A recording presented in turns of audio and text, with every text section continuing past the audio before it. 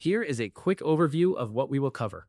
We will cover introducing U, the laws of thermodynamics and value theory, Smith's thermodynamic mistake, the greatest hits of classical economics, applying this insight to existing theories, post-Keynesian, application, a real-world walkthrough, summary, how the lecture fits together.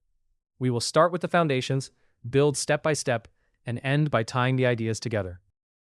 Economics needs to change because traditional views are outdated and incorrect. Put more directly, mainstream economics has failed to accurately understand capitalism, similar to how early astronomy misunderstood the universe. For example, the 2007 global financial crisis showed that mainstream economists believed such crises were impossible. What this example shows is that this belief led to poor policy advice that slowed recovery and ignored the real cause: excessive private debt. Understanding these failures is crucial for developing a new economic framework that can better address real-world issues. Once that is clear, the next step is the laws of thermodynamics and value theory. Value in economics is linked to energy, not just labor or production. Put more directly, physiocrats believe there is no surplus. Instead, there is a gap between free resources and the energy cost to exploit them.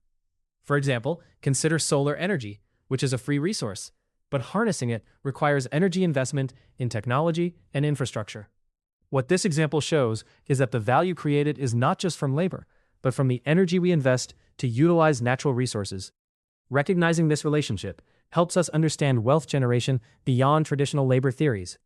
Once that is clear, the next step is Smith's thermodynamic mistake, because it develops the next piece of the same argument. Adam Smith made a mistake by not recognizing the importance of energy in value creation. Put more directly, Smith believed labor was the primary source of value, overlooking the energy inputs in manufacturing. For example, Smith did not appreciate that coal, a key energy source for manufacturing, is essentially stored solar energy. What this example shows is that this oversight led to a misunderstanding of how wealth is generated, focusing only on labor rather than energy. Recognizing the role of energy helps clarify the ongoing debates about value and profit in economics. Once that is clear, the next step is the greatest hits of classical economics, because it develops the next piece of the same argument. Classical economists made significant contributions to understanding social classes and value. Put more directly, classical economics, represented by figures like Smith, Ricardo, and Marx, focused on social classes and rejected simplistic utility-based value measures.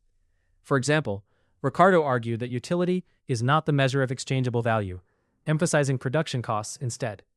What this example shows is that classical economists recognize the complexity of value beyond mere supply and demand. These insights challenge neoclassical views and highlight the need for a more nuanced understanding of economics. Once that is clear, the next step is applying this insight to existing theories, post-Keynesian, because it develops the next piece of the same argument. Post-Keynesian theory uses the Leontief production function, based on Leontief's observation that the ratio of K to Y was roughly a constant in every economy. Small variation, no trend over time.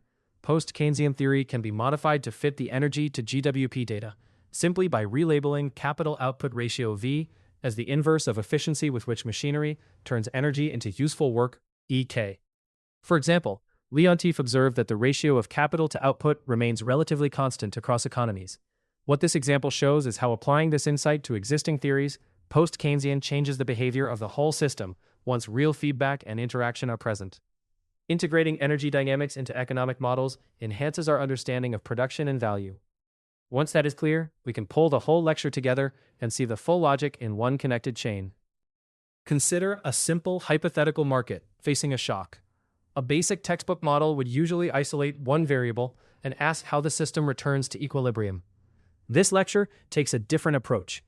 It asks what happens when several forces move together, feedback on one another, and change the behavior of firms, households, or institutions over time. That is why the concepts in this lesson matter as a group. The application slide is where the theory becomes usable. It shows how the lecture helps explain a system that evolves instead of sitting still. This lecture builds in 3 moves. First, introducing U. The laws of thermodynamics and value theory define the problem and show why simple equilibrium thinking misses too much. Then, Smith's thermodynamic mistake explains the mechanism that actually drives change in the system. Finally, the greatest hits of classical economics and applying this insight to existing theories. Post-Keynesian apply that logic to real competition and industry behavior. The full lesson is that once multiple variables interact, innovation matters, and firms respond dynamically. Economics has to explain process and feedback rather than assume the system settles down by itself.